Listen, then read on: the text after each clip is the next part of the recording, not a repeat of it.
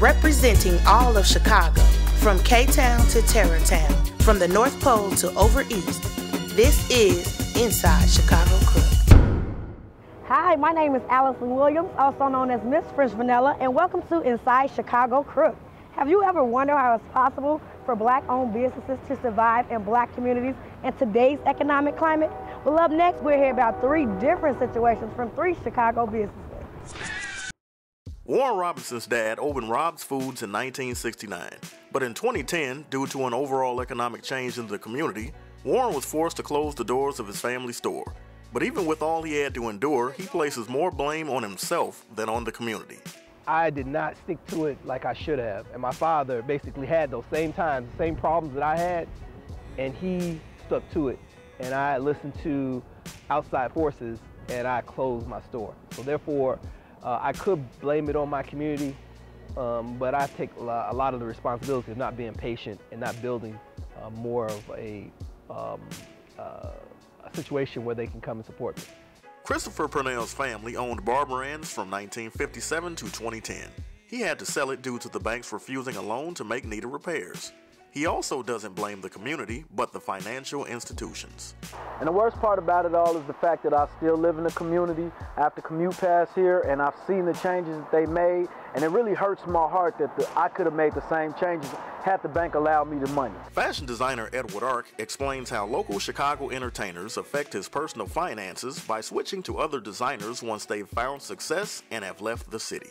The Tom Fords or whoever that's way up there, they'll buy their clothes. But when it's time for them to do the local shows, they'll try to come get your clothes. So we don't support each other on all levels at all times. And it helps and it hurts. I'm standing here with Chuck, who is another definition of a Black-owned business. Chuck, can you tell me what your business is? My business is buying and selling loose cigarettes. Wow. Well, advertising and promotion is everything in business. How do you advertise and promote your cigarettes?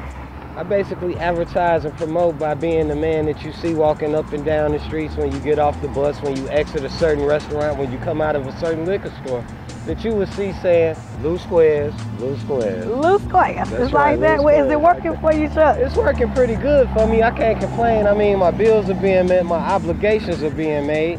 And if I'm spending $7 to make $10, I tend to see that as a pretty lucrative opportunity. All right, now, you said it's great. So, I mean, do you sell a variety, or do you just sell one brand, one flavor? How does that go in your business? I like how you asked me that, but I basically sell one brand, and that's the one brand that the people demand for, and that is Newports. I sell Newports, Newport 100s, no Newport shorts, no Newport red, no Newport yellow. Strictly Newport menthol, because that menthol rush is what's giving people the urge to smoke nowadays. Well, bang, bang. Well, okay, bang, so bang. with you selling loose squares, everybody's selling loose squares and socks and towels and everything. How do you compete with your competition? I compete with my competition by always being the man on the scene. You can see me when you get off the bus. You can see me when you enter and exit in a local red line or green line station. I'm standing out here in front of liquor stores, and I'm just here hollering loose squares, loose squares. All right, well, do you sell anything else, Chuck?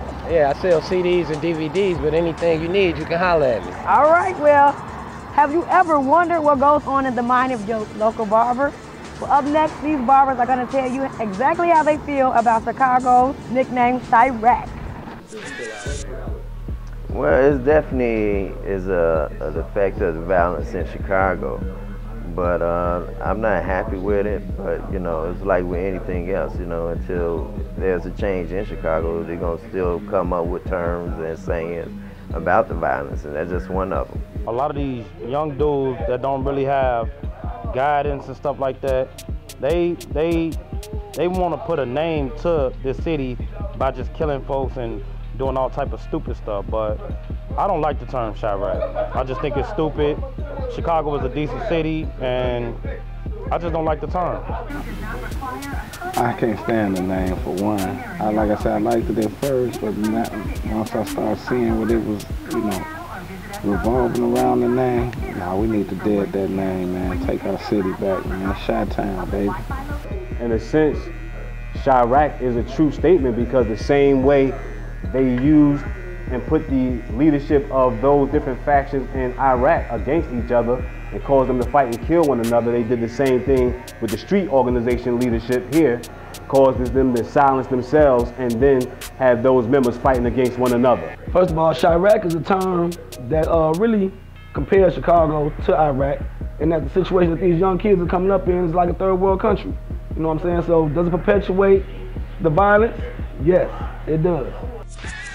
Thank you, fellas. It is entirely too much going on in Chicago for me to be proud of the name Chirac. However, I would like to know, how much do you charge to cut the head of an 11-year-old boy? Hey, Jerez. My name is Allison, Miss Williams, for Inside Chicago Crook.